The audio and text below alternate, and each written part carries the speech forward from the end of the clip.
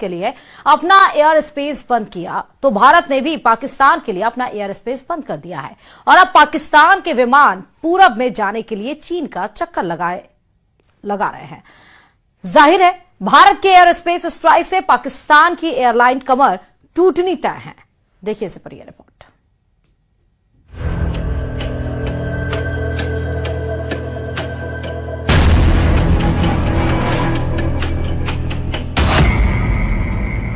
पाकिस्तान पर air space strike.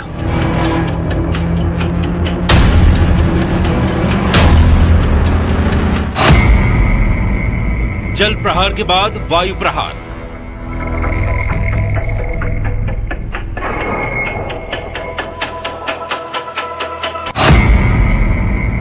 एक के बाद एक भारत की स्ट्राइक।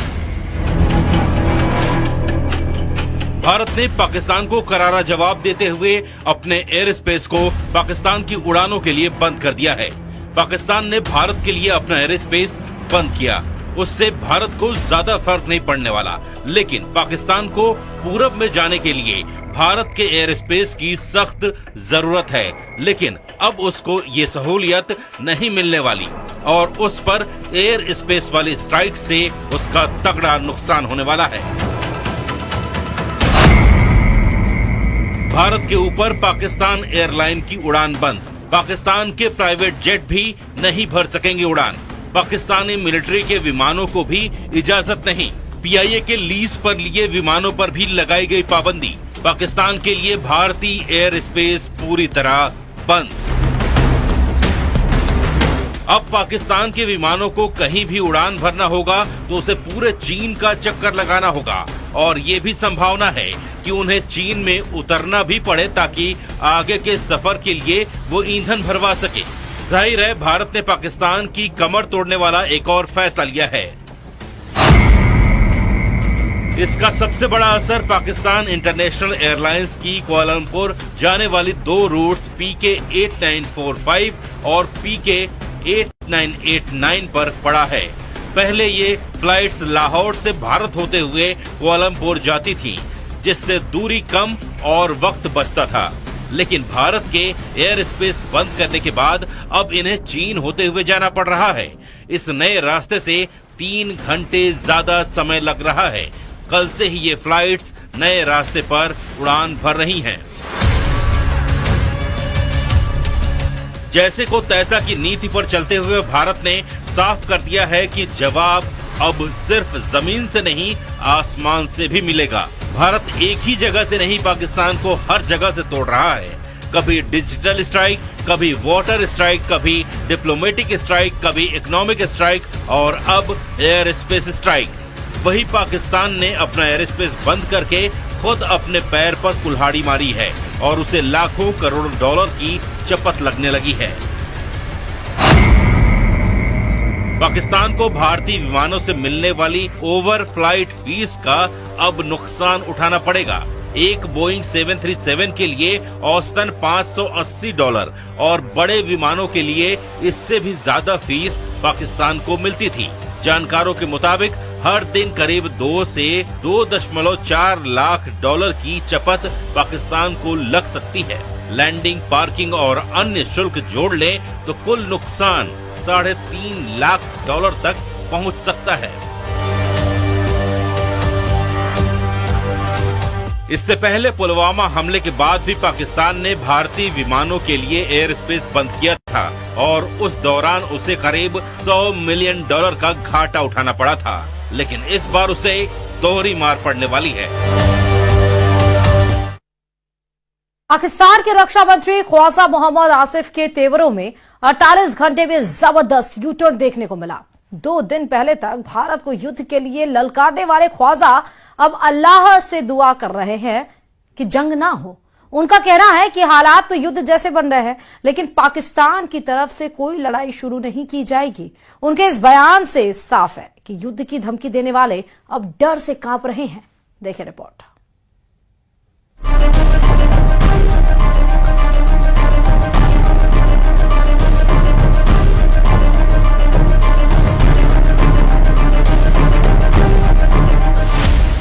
पाकिस्तान पाकिस्तान के जंगबाज मंत्री के बदले सुर।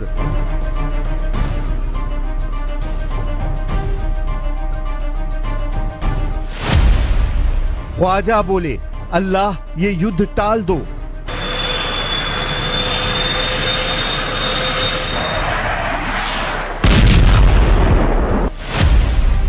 पिटने से पहले पाकिस्तान का सरेंडर। पाकिस्तान के युद्ध उन्मादियों की हवा खराब हो गई है। बात बात पर एटम बम की धौंस जमाने वाले पाकिस्तानी मंत्रियों के सुर बदल गए हैं। पाकिस्तान के रक्षा मंत्री ख्वाजा मोहम्मद आसिफ का लेटेस्ट बयान सुनकर आप हैरान हो जाएंगे। ये वही ख्वाजा हैं जिन्होंने भारत को युद्ध के लिए 2 दिन पहले ललकारा था, लेकिन अब जनाब का नया बयान सुनिए। बंदे ने अल्लाह से युद्ध को किसी भी हाल में टाल देने की दुआ मांगी है।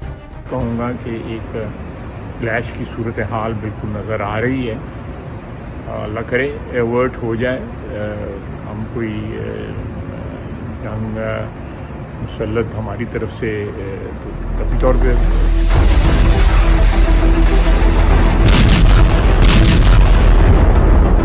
अचानक ख्वाजा आसिफ की तबीयत नासाज हुई है या फिर उन्हें हकीकत का अंदाजा हो गया है? कल तक गीदड़ भपकी जमा रहे ख्वाजा के तेवर ढीले क्यों पड़ गए हैं? क्यों बारूदी साजिशों के ख्वाजा घबराए हुए हैं? हकीकत सबके सामने है। पाकिस्तान की आतंक नीति दुनिया जान चुकी है।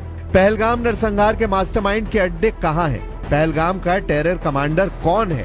पहलगाम हमले के सूत्रधारों का एक एक सिरा जुड़ गया है। भारत इन आतंकजीवियों का फैसला कर चुका है। पीएम मोदी पड़ोसी मुल्क में पल रहे आतंकी सरगनाओं के सर्वनाश का ऑर्डर दे चुके हैं। जाहिर है जिन दहशतगर्दों की बदौलत पाकिस्तानी जनरलों की अघोषित सत्ता पाकिस्तान में चल रही है, जब वही नहीं बचेंगे तो कायरों का क्या होगा? वही खौफ अब ख्वाजा जैसे लीडरों को खाए जा रहा है। इसलिए ख्वाजा अल्लाह से जंग टालने के लिए दहाड़े मार रहे हैं।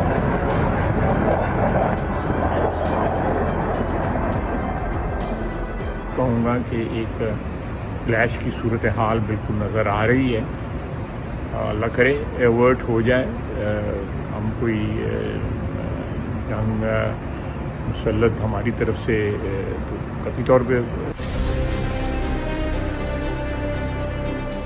असल में पाकिस्तान कई साल से ढह रहा है। पहलगाम आतंकी वारदात की साजिश रचकर पाकिस्तानी सेना ने बुनियाद की आखिरी ईंट भी हिला दी है। भूख की मारी पाकिस्तानी अवाम हुक्मरानों की बारूदी साजिशों से परेशान है। पाकिस्तानी लोगों में सेना के खिलाफ जबरदस्त गुस्सा है। उन पर भारत के सख्त एक्शन का बढ़ता खतरा पाकिस्तान के लिए प्राणघाती बनता जा रहा है, जिससे बचने के लिए ख्वाजा जैसे तमाम नेता तरह तरह के हथकंडे आजमा रहे हैं। पाकिस्तान के रक्षा मंत्री ने कश्मीर मसले में चीन को चौधराहट का ऑफर भी दे डाला है।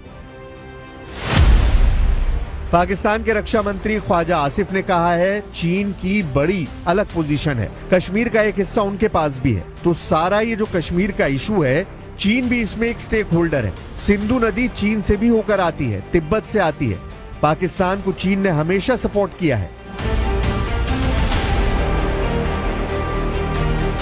शहबाज शरीफ कैबिनेट के जितने मिनिस्टर हैं उतनी तरह की बातें हैं। रेल मंत्री एटमी युद्ध की धौंस जमाता है। सूचना प्रसारण मंत्री तारण भारत के हमले के घंटे गिनाता है। वहीं रक्षा मंत्री युद्ध टाल देने की दुहाई दे रहा है। लेकिन अब जो भी तय होना है वो भारत करेगा। पाकिस्तान का वक्त खत्म हो चुका है। फैसला सख्त है। नतीजे ऐसे होंगे जिसे पाकिस्तान की कई पीढ़ियां